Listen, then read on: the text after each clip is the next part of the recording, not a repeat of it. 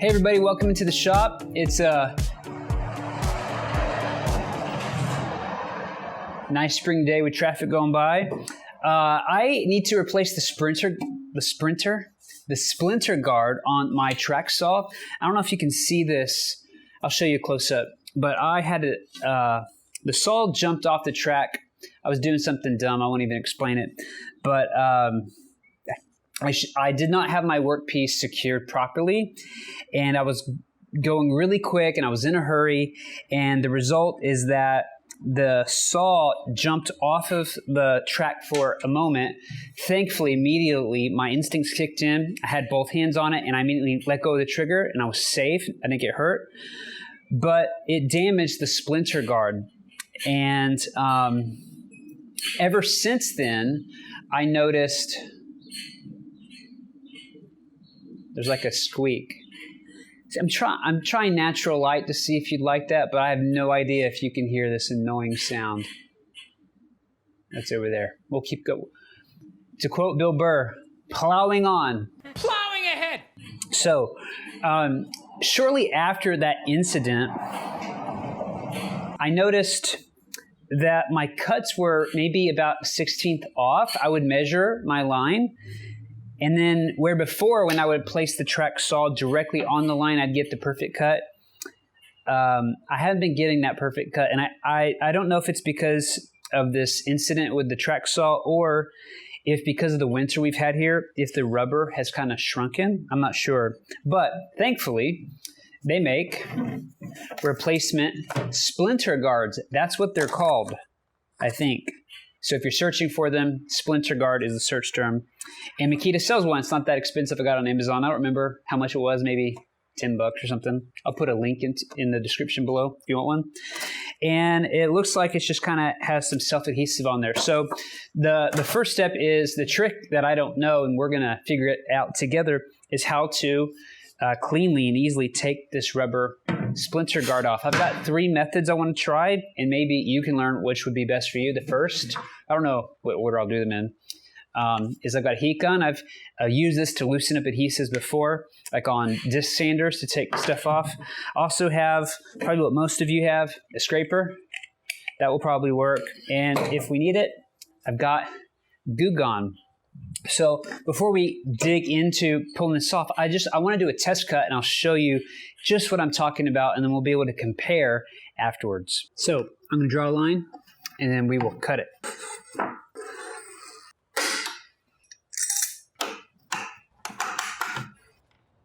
So as you can see, it's right here on the line. The rubber is right on top of the line, and I don't know if you can see it from this angle, but it's dead on. And usually when I would make a cut, it would remove that line. Let's see what happens.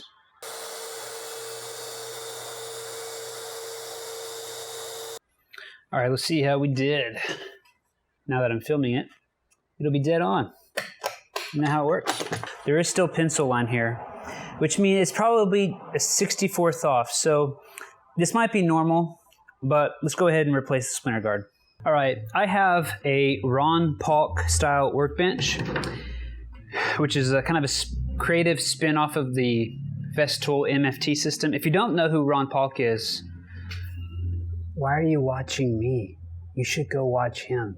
But I saw this tip on YouTube, and it was to clamp your track down to your table so it won't move. So we're gonna gently do that. All the more reason to build one of these tables.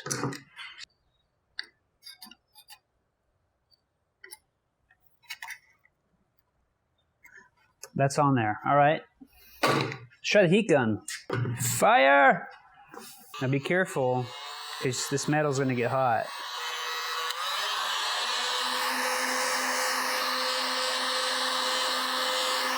Oh, it's way softer.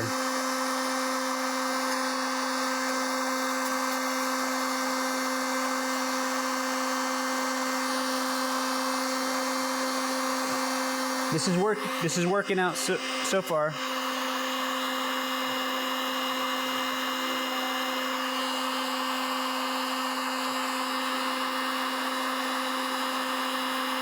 See, now it's kind of hard. It's not. Here's what happened. What was that, 15, 20 minutes heating just this kind of 3 or 4 inch section. And then the moment that I put leverage with this is actually a dull blade. Once I put leverage on that, it came up pretty easy. But then look here, I'm pushing hard and I'm not getting anywhere. So let's try heating up a section for 10 or 15 seconds and then doing this, see if that works. Is this good? Give me a thumbs up.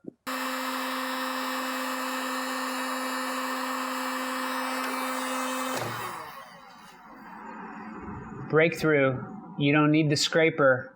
I was able to pull it cleaner with my fingers, but it was hot. Hang on.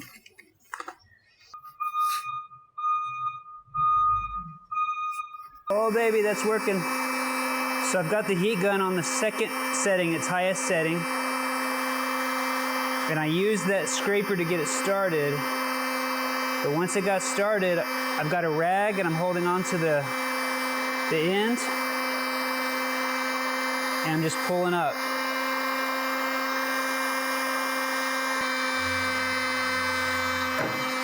Awesome. All right, so here's my first thoughts. I was really scared about doing this. And I was kind of nervous doing it on camera the first time because I knew I would be learning in real time. I was pretty cautious here with the scraper. But once I noticed that it was pulling up and I ditched the scraper and I just went heat gun, rag, because my gloves are fingerless gloves for some reason. I wonder how long it took going from here all the way to the end, maybe 15, 20, 30 seconds. We'll put it on the screen.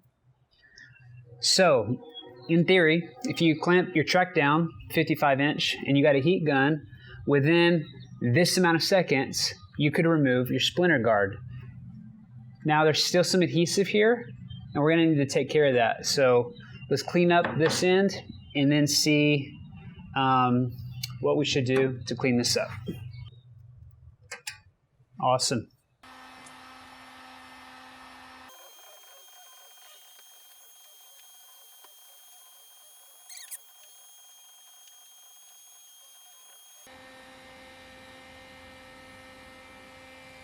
If you can see this, the heat gun is melting this plastic. How many of you knew that was going to happen? Let me know, comment below. All right, moral of the story. Have a heat gun. This putty knife actually worked really good. I don't know if you noticed, but can you see that? It melted. So how many of you knew the heat gun was going to melt this while I was doing it? This is heat. This is metal. Be careful. Don't touch this. And don't do this where you can catch stuff on fire. I'm not liable. That was definitely the worst part of this whole thing.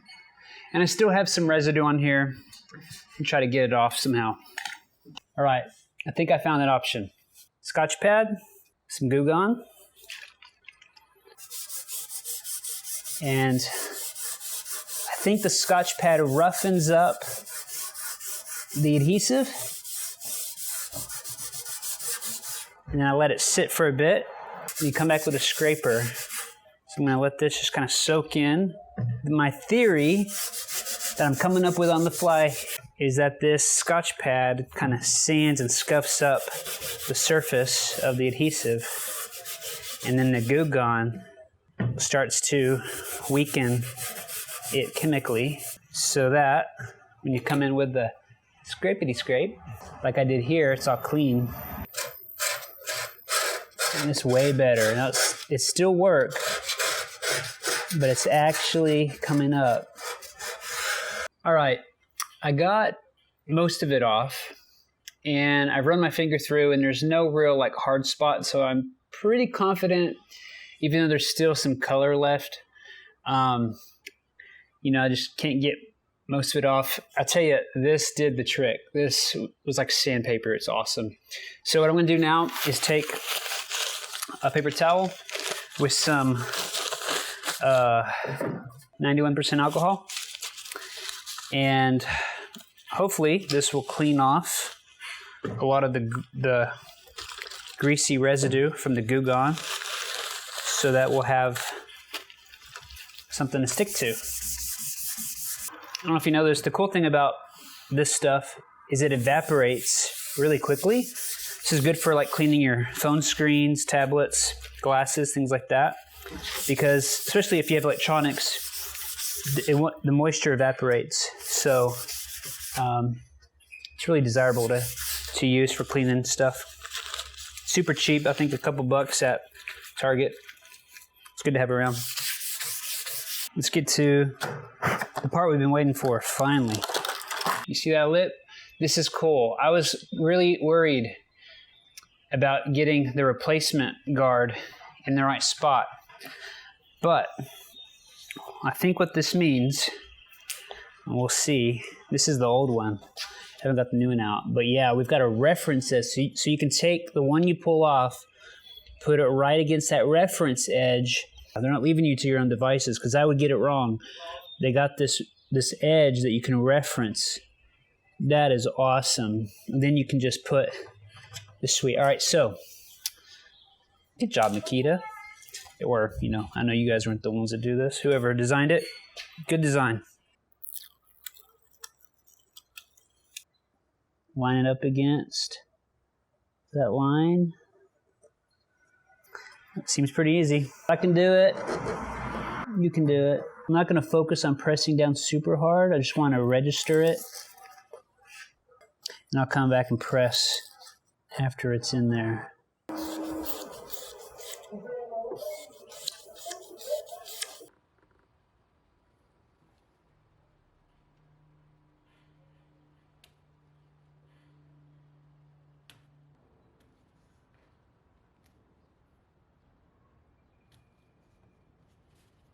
All right, so I've got a long test piece down here, and I've got my track saw unplugged, and what I did just a few minutes ago, I wasn't recording, is these two side knobs.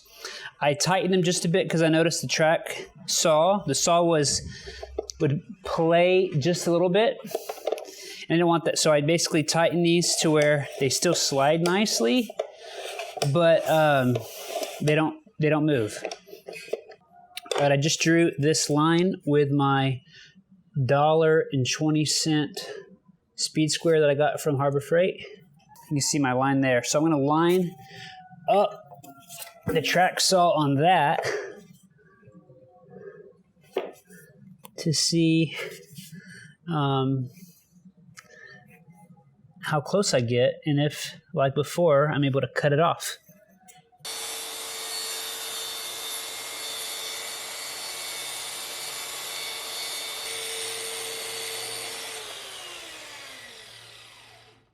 Now that I have my splinter guard trimmed to the saw blade, now it makes sense to test for the pencil line. So I am right on the pencil line. I'm leaving some off here so we can compare. Now let's check.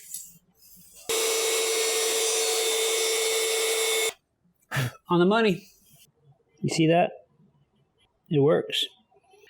Well, that worked out. So in summary, taking the rubber splinter guard off with a heat gun and a scraper went way quicker than I anticipated. But what I feared would happen, which did happen, and that was that it would take longer to get the adhesive off. So, but putting the new splinter guard on was actually pretty easy, and I was surprised that the track saw has that recess in there, which really helped getting things aligned. And I was surprised that they gave you about ½ an inch on either side, so you could put it on longer and then trim the ends. And trimming it, now I've got a perfect track saw that is accurate, and with that test cut, I'm good. Now you may have noticed that I did something. I did not trim the ends. The reason why I didn't do it this time is when I first got the track saw, I tried to trim the ends perfectly. And what happened is you can't have, the accuracy really comes from having the saw in the track on both ends. And you really can't have that until about 3 inches in to the cut and 3 inches at the end of the cut. So when I did this with my first splinter guard. I messed it up because I tried to eyeball it and I just couldn't get the accuracy. And I think at the end I was able to guide it through and get it. But what I saw someone do on YouTube is you get a second track, you connect them, and then you are able to start your cut on, say track number 1. You start here. And then as you go through the connection, you trim off the end and the beginning of that track, but then you don't trim off the end of track number 2. So it looks like this. Then you take track number 2, put it in the number 1 position, and you can trim the end of that track with the beginning of this track, and then you would have 2 tracks that are perfectly tuned up. So that's probably what I'm going to do next. I've been wanting to get a second one of these anyway, so I'm going to leave it right there so that both my tracks are aligned properly. So I hope that this helped you. I know I learned a lot, and I learned in real time, and I apologize, but maybe you can learn from my mistakes. Thanks for taking the time to watch this video with me out here in the shop. If you got any value from that, I would love for you to hit the like button. The reason why that helps YouTubers is it tells Google that the video they put in front of you actually met your needs in some way, and that helps, small YouTubers like us. And so if you got something out of this, please hit the like button, subscribe. If not, that's cool. Until next time, peace.